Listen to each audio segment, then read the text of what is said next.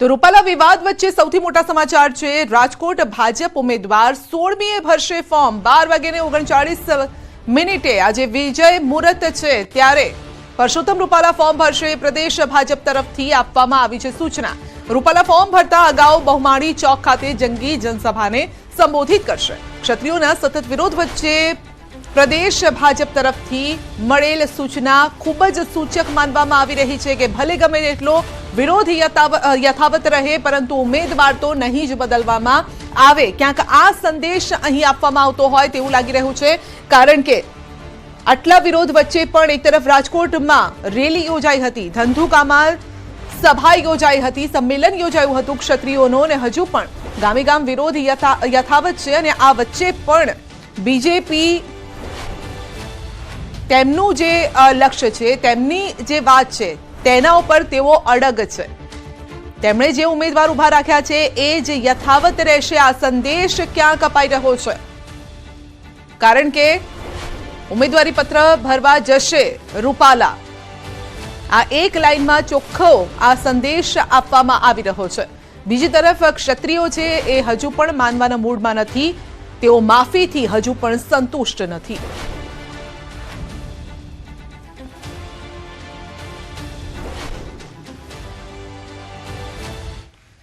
તો આ અંગે જ વધુ અપડેટ મેળવીશું। આપણી સાથે હાર્દિક અને અંકિત બંને જોડાઈ ગયા છે। અંકિત આપણી સાથે રાજકોટથી આપણી સાથે જોડાયા છે અને હાર્દિક વડોદરાથી આપણી સાથે જોડાયા છે। સૌથી અગત્યની વાત અંકિત, બીજેપીએ ક્યાંક અહીંયા એક લાઈનમાં સંદેશ આપી દીધો છે કે ગમે તેટલો વિરોધ યથાવત રહે, પરંતુ ફોર્મ ભરવા તો રૂપાલા જશે, એટલે કે ઉમેદવાર નહીં બદલાય।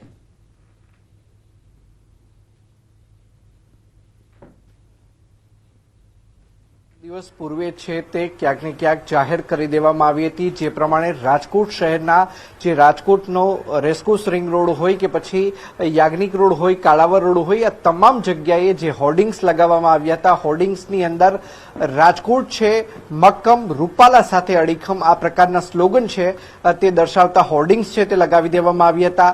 3 દિવસ પૂર્વે જે શનિવારના રોજ જે કૃષ્ણા ગૌશાળા ખાતે સ્નેહ સંવાદ કાર્યક્રમનું આયોજન કરવામાં આવ્યું હતું, આયોજનની અંદર પણ પરસોત્તમ રૂપાલા કે જેઓ રાજકોટ લોકસભા બેઠક પરના ભારતીય જનતા પાર્ટીના ઉમેદવાર છે, તેણે પોતાની સ્પીચની અંદર જણાવ્યું હતું કે આગામી 1-2 દિવસની અંદર હું ફોર્મ ભરવાની તારીખ છે તે જાહેર કરીશ, અને જાહેર કરું એટલે ફોર્મ ભરવાના દિવસે તમારે પાઘડી બંધ આવવાનું છે। આમ 2 સૂચક નિવેદનો છે તે સામે આવ્યા હતા, અને આજરોજ જે હવે માહિતી મળી છે તે પ્રમાણે પ્રદેશ ભાજપ તરફથી સૂચના આપી દેવામાં આવી છે કે રાજકોટ લોકસભા બેઠક પરના ભારતીય જનતા પાર્ટીના જે ઉમેદવાર હશે તે આગામી 16મી એપ્રિલના રોજ તેઓ 12:39 જે વિજય મુહૂર્ત છે તેની અંદર ફોર્મ ભરશે, અને સવારે 10:30 વાગ્યાથી રાજકોટ શહેરનું જે બહુમાળી ચોક છે કે જ્યાં જનમેદની ઉમટવાની શરૂ થશે અને જ્યાં જંગી જનસભાનું જે આયોજન છે તે કરવામાં આવ્યું છે। જી જી, આપને રોકવા ઈચ્છીશ, કારણ કે ક્ષત્રિય આગેવાન કરણસિંહજી આપણી સાથે જોડાયા છે। જી કરણસિંહજી, ન્યૂઝ 18 ગુજરાતીમાં આપનું સ્વાગત છે। અમે જોઈ રહ્યા છીએ છેલ્લા ઘણા દિવસોથી ક્ષત્રિયોનો વિરોધ યથાવત છે, પરંતુ આ વિરોધ વચ્ચે આજે સૌથી મોટા સમાચાર એ છે બીજેપી પ્રદેશ તરફથી આ સામે આવી રહ્યા છે કે 16મી તારીખે રૂપાલા ઉમેદવારી ફોર્મ ભરવા જશે। પહેલું રિએક્શન આપનું? અમારું તો એ જ રિએક્શન છે, આપે હમણાં કહ્યું એમ કે જેમ રાજકોટમાં ભાજપ અડીખમના જે બોર્ડ વાગ્યા છે, એમ ગુજરાતના તમામ ગામોમાં રૂપાલાની ટિકિટ ન કપાય ત્યાં સુધી ભાજપાનો પ્રવેશ નિષેધ એવા ગામે ગામ ગુજરાતના બોર્ડ વાગેલા છે। એટલે અમે તો આજની તારીખે પણ મક્કમ અને અડીખમ છીએ કે જ્યાં સુધી પુરુષોત્તમ રૂપાલાની ટિકિટ રદ નહીં થાય ત્યાં સુધી, અને તે પછી પણ ક્ષત્રિય સમાજ ઉગ્ર રીતે તમામ પ્રકારના કાર્યક્રમો આપશે। જી, આગામી કોઈ વ્યૂહરચના ઘડવામાં આવી હોય? કારણ કે અહીંયા બીજેપી તરફથી એક વાત સ્પષ્ટ થઈ ગઈ છે કે ગમે તેટલો વિરોધ યથાવત રહે, ઉમેદવાર નહીં બદલાય, કારણ કે ફોર્મ ભરવા એ પોતે જ જવાના છે, એટલે એનાથી એક સંદેશ બીજેપી તરફથી આ સ્પષ્ટ થઈ રહ્યો છે। તો હવે ક્ષત્રિયો તરફથી કઈ રીતે આગળ રણનીતિ ઘડવામાં આવશે? અત્યારે ગામે ગામ અમારા જિલ્લે સંમેલનો ચાલી રહ્યા છે। કાલે આપણે જોયું છે કે ધંધુકા ખાતે 25,000 ઉપરાંત ક્ષત્રિય ભાઈ બહેનો ઉપસ્થિત હતા। આગામી 10મી તારીખે અમે પાટણમાં સંમેલન કરી રહ્યા છે, અને અમે ટૂંક સમયમાં અમારા જે કોર કમિટીને સંકલન સમિતિની બેઠક બોલાવીશું અમદાવાદ ખાતે, અને એમાં રૂપાલાજી ફોર્મ આપ કહો છો એમ ભરવાના હોય તો એની સામે શું કરવું એ અમે નક્કી કરી અને અમારા મીડિયાના મિત્રોને જાણ કરીશું.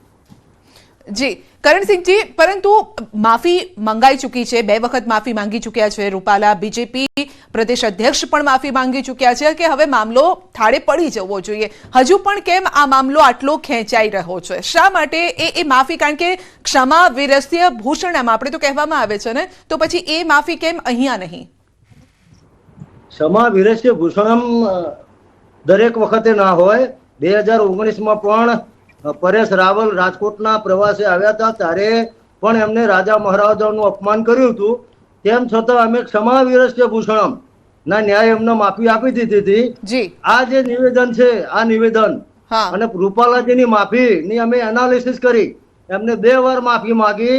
એ માફી પોલિટિકલ માફી છે. એમના એક પણ શબ્દમાં, એક પણ વાક્યમાં ક્યાંય એમને હૃદયથી દુઃખ થયું હોય એવું ક્ષત્રિય સમાજે અનુભવ્યું નથી. એમને ફોર્માલી ખાતર માફી માંગી છે. જો મારા પક્ષને નુકસાન થાય છે એટલે હું માફી માંગુ છું. આ માફી કહેવાય?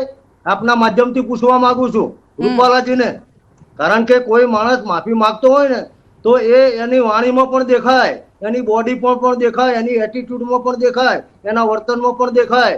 એટલા માટે ક્ષત્રિય સમાજની તમામ બહેનો, તમે વિચાર કરો કે જે સમાજની બેન દીકરીઓ ઉંમરો ના ઓળંગતી હોય એ સમાજની બેન દીકરીઓ, માતાઓ વિશાળ સંખ્યામાં રોડ ઉપર ઉતરી છે. અમારા માટે સનદજનક કહેવાય.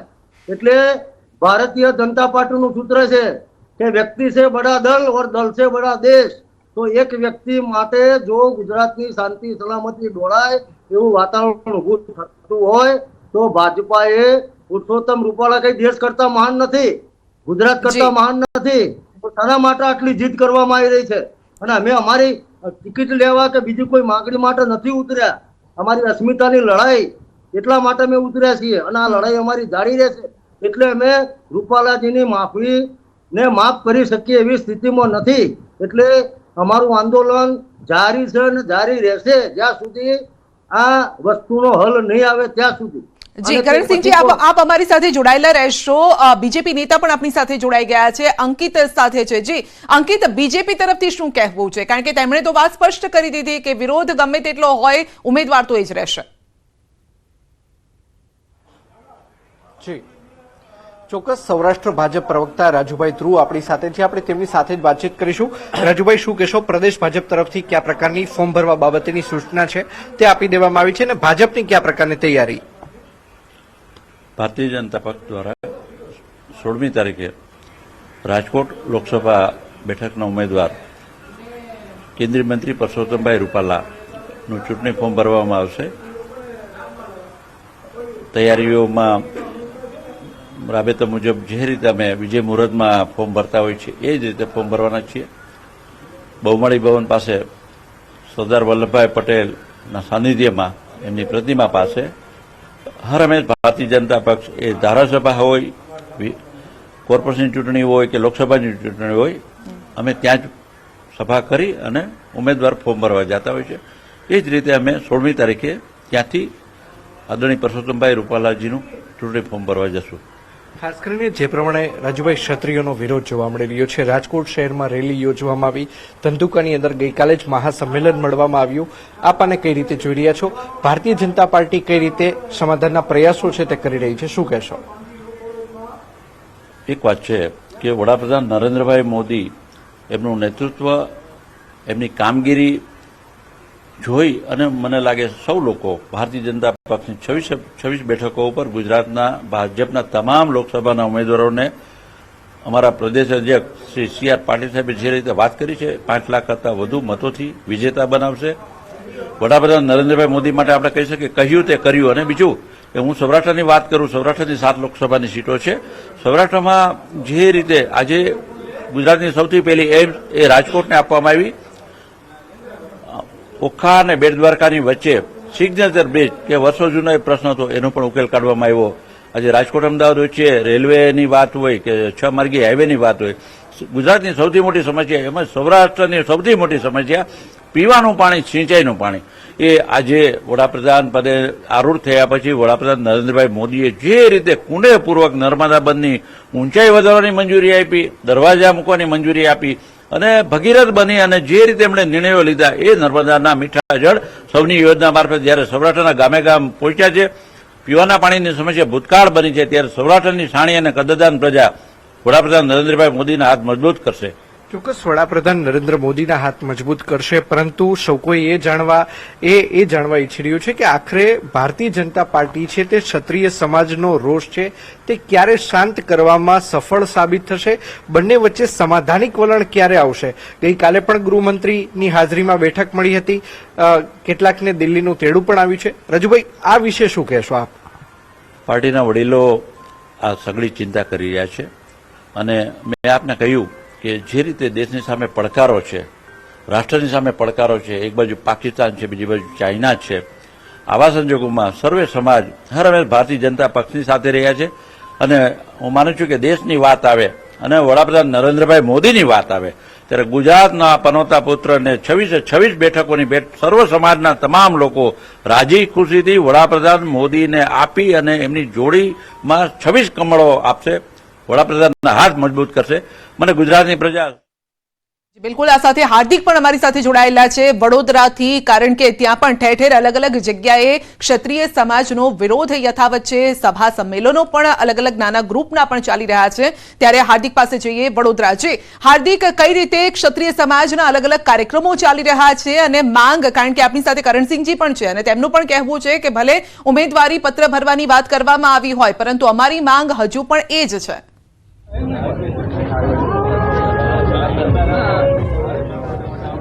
બિલકુલથી સંધ્યા, ખાસ કરીને વાત કરીએ તો પરસોત્તમ રૂપાલાએ વિવાદિત નિવેદન આપ્યું ત્યારથી સમગ્ર રાજ્યમાં તેમનો વિરોધ થઈ રહ્યો છે અને ક્ષત્રિય સમાજ દ્વારા વિરોધની વચ્ચે પરસોત્તમ રૂપાલા જે છે તેમના દ્વારા 16મી તારીખે ફોર્મ ભરવાની જાહેરાત કરી દેવામાં આવી છે. ત્યારે વડોદરા શહેરના સીધા દ્રશ્યો બતાવીશું કે ક્ષત્રિય અગ્રણી રવિન્દ્રસિંહ ભાટી જે છે તે ગુજરાત પ્રવાસે છે, ત્યારે આજે તેઓ વડોદરા શહેરની મુલાકાતે છે અને ખટંબા સ્થિત ક્ષત્રિય સમાજ દ્વારા એક સંમેલનનું આયોજન કરવામાં આવ્યું છે અને તેમાં રવિન્દ્રસિંહ ભાટી જે છે થોડીક ક્ષણોમાં ઉપસ્થિત રહેવાના છે અને જનમેદનીને સંબોધિત કરવાના છે. આ સીધા દ્રશ્યો તમે જોઈ રહ્યા છો કે જે ક્ષત્રિય સમાજના લોકો છે તેઓ રવિન્દ્રસિંહ ભાટીને આવકારવા માટે અહીંયા ઊભા છે અને થોડીક ક્ષણોમાં રવિન્દ્રસિંહ ભાટી જે છે તે અહીંયા પહોંચવાના છે. અત્યારે જે કરણી સેનાના આગેવાનો છે તે આપણી સાથે તેમની સાથે વાત કરીશું. શું કહેશો, ક્ષત્રિય સમાજનો વિરોધ આખા રાજ્યમાં યથાવત છે, તેવામાં પરસોત્તમ રૂપાલાએ 16મી તારીખે ફોર્મ ભરવાની જાહેરાત કરી દીધી છે, કઈ રીતે જુઓ છો? આ પ્રોગ્રામ એક રાજકીય કે સામાજિક પ્રોગ્રામ છે. અમારા સમાજના આગેવાન રવિન્દ્રસિંહજી ભાટી રાજસ્થાનથી પધાર્યા હોય એમના સ્વાગત સમારોહનો જ પ્રોગ્રામ છે, બીજો કોઈ રાજકીય પ્રોગ્રામ અહીંયા નથી. એ તમે જાણપૂર્વક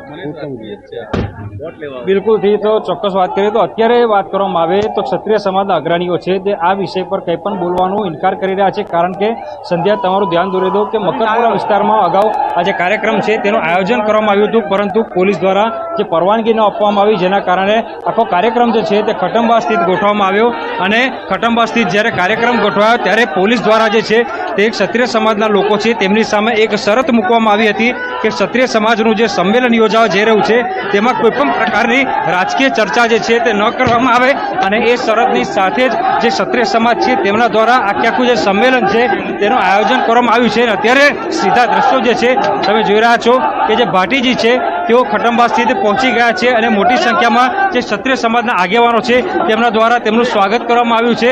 થોડીક ક્ષણોમાં તેઓ જે છે સ્ટેજ સુધી પહોંચશે અને સ્ટેજ પર પહોંચ્યા બાદ જે છે તેઓ પોતાના સમાજના લોકો છે તેમને સંબોધિત કરવાના છે.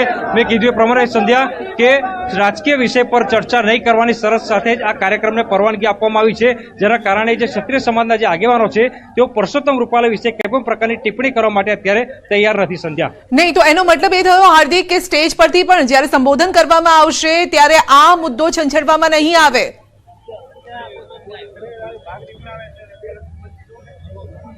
બિલકુલથી ચોક્કસથી સંધ્યા વાત કરીએ તો એ શરત સાથે જ આ જે કાર્યક્રમ છે તેને મંજૂરી આપવામાં આવી છે. મેં કીધું એ પ્રમાણે કે મકરપુરા સ્થિત આ કાર્યક્રમ જે છે તેનું આયોજન કરવામાં આવ્યું હતું, પરંતુ પોલીસ દ્વારા સ્પષ્ટ સૂચના આપવામાં આવી હતી કે ગુજરાતનું રાજકારણ જે પ્રમાણે ગરમાયેલું છે તે પ્રમાણે આ જે કાર્યક્રમ યોજવાનો છે તેમાં ગુજરાતના રાજકારણ વિશે કે પરસોત્તમ રૂપાલા વિશે કોઈ પણ પ્રકારની ચર્ચા ન કરવામાં આવે.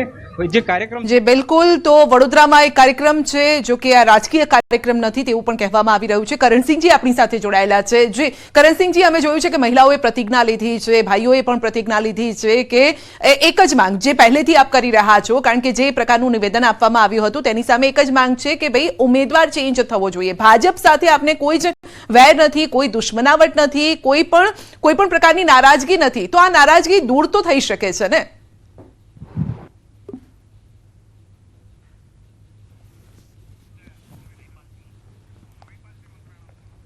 तो महिपाल सिंह मकराना पर अपनी साथ जुड़ाई गया है। जी महिपाल सिंह जी, हमने देखा कि 2 दिन पहले आप गुजरात में थे, जिस तरह से आपने इस बारे में जो रूपाला विवाद है इस बारे में आपने बात की है। अब ये खबर आ रही है कि पुरुषोत्तम रूपाला 16 तारीख को उम्मीदवारी फॉर्म भरने जा रहे हैं। पहला रिएक्शन आपका क्या है?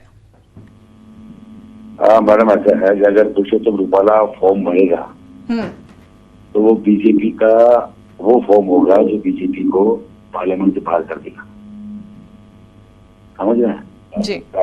ये इनकी ताबूत का आखिरी कील साबित होगा। अगर राजपूत समाज इतने बड़े लेवल पर अपनी बहन बेटी की इज्जत के लिए लड़ रहा है और फिर भी ये फॉर्म भरवा रहे हैं, तो इनका ये फॉर्म वो नहीं होता कि कोई कहीं जाके फॉर्म भरते हैं कोई गलत चीज का, तो वो फॉर्म ये आत्महत्या का फॉर्म ही है। नहीं, क्योंकि एक बात बीजेपी ने यहाँ से क्लियर कर दी है ना कि ये विरोध भले ही अपनी ओर है, लेकिन हमारी ओर से जो उम्मीदवार है वो चेंज नहीं होगा। तो फिर हमारा भी बीजेपी से चेंज नहीं होगा। कमल का फूल हमारी भूल आपके चैनल के माध्यम से पूरे बीजेपी को सुना देना, गुजरात और पूरे देश को। कल का प्रोग्राम हमारा था, परसों का प्रोग्राम हमारा था, और राजकोट का अब 5 लाख आदमी का जो प्रोग्राम कर रहे हैं, वो अगर अभी ये भर रहे हैं 16 को, तो जो भी 10 को 12 को ये डिक्लेयर होता है, जब भी कोई तारीख डिक्लेयर होती है तो फिर लाखों की संख्या में हम लोग दिखाएंगे कहाँ हम लोग इनको। जी शुक्रिया आपका हमारे साथ जुड़ने के लिए। तो क्षत्रिय समाज फरी एक वखत रेली करवाना मूडમાં છે। બીજી તરફ બીજેપીની પ્રેસ નરેન્દ્રભાઈએ આપણને બધાને કહ્યું છે કે મારો જન્મ મોજ કરવા માટે નહીં પરંતુ સખત મહેનત કરવા માટે થયો છે, અને પાછલા 10 વર્ષના શાસનમાં માનનીય નરેન્દ્રભાઈએ જે પ્રકારે પરિશ્રમની પરાકાષ્ઠા કરીને આ દેશ માટે જે કામ કર્યું છે એ જનતા જનાર્દને જોયું છે। ત્યારે આવા સમયે આગામી સમયમાં અનેક કાર્યક્રમોની વચ્ચેનો એક કાર્યક્રમ એટલે મોદી પરિવાર સભા।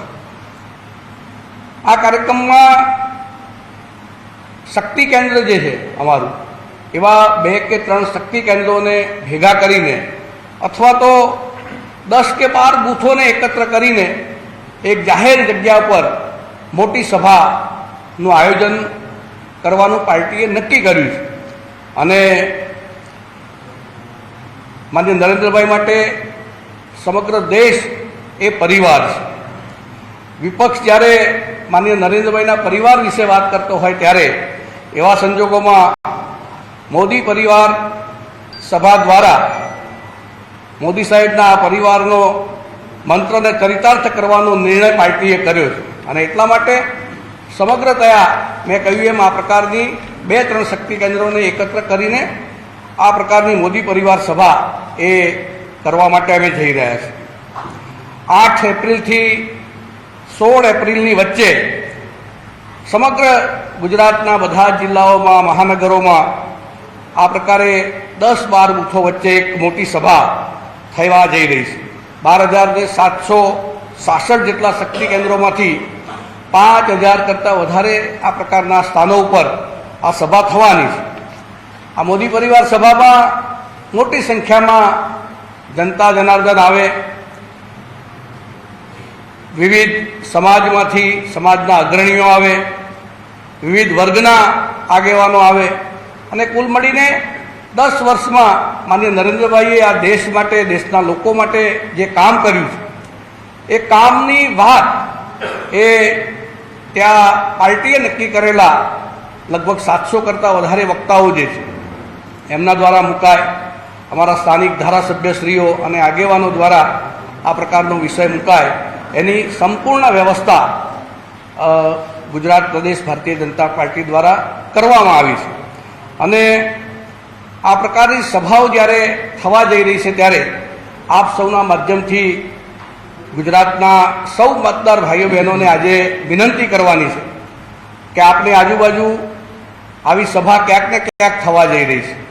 આપ સૌ પણ આ મોદી પરિવાર સભામાં જોડાઈને મોદી પરિવારના એક સભ્ય તરીકે એ વાતને જનજન સુધી પહોંચાડો. મોદી સાહેબે 10 વર્ષમાં કરેલા જે કામો છે, દેશના વિકાસની વાત હોય, દેશની સુરક્ષાની વાત હોય કે પછી દેશના સામાન્ય વ્યક્તિના ઉત્થાન માટે કરેલા પ્રયત્નો હોય કે આખા વિશ્વમાં ભારતને એક સ્વાભિમાની રાષ્ટ્ર તરીકે મૂકવાની વાત હોય, આ તમામ વાતો એ પ્રત્યેક નાગરિક સુધી પહોંચે એ પ્રકારની વ્યવસ્થા આ મોદી પરિવાર સભા દ્વારા જ્યારે થવા જઈ રહી છે ત્યારે આપ સૌ આ મોદી પરિવાર સભાનું કવરેજ લઈને આપ પણ આ વાતને જનતા સુધી પહોંચાડો એવી આપ સૌને વિનંતી કરવા માટે આજે આ પત્રકાર વાર્તા યોજવામાં આવી છે. મને વિશ્વાસ છે કે આ વાત જન સુધી પહોંચે એ માટે મીડિયા પણ ખૂબ મોટું એક માધ્યમ બનશે. આપ સૌનો ખૂબ હૃદયપૂર્વકનો આભાર. ભારત માતા કી જય.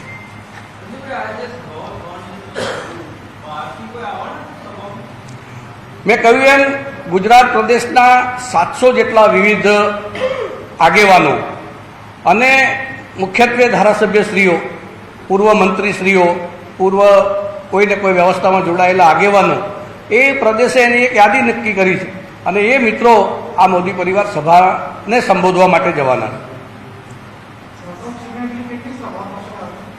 લગભગ 5000 કરતાં વધારે સભાઓ એ ગુજરાતમાં થશે.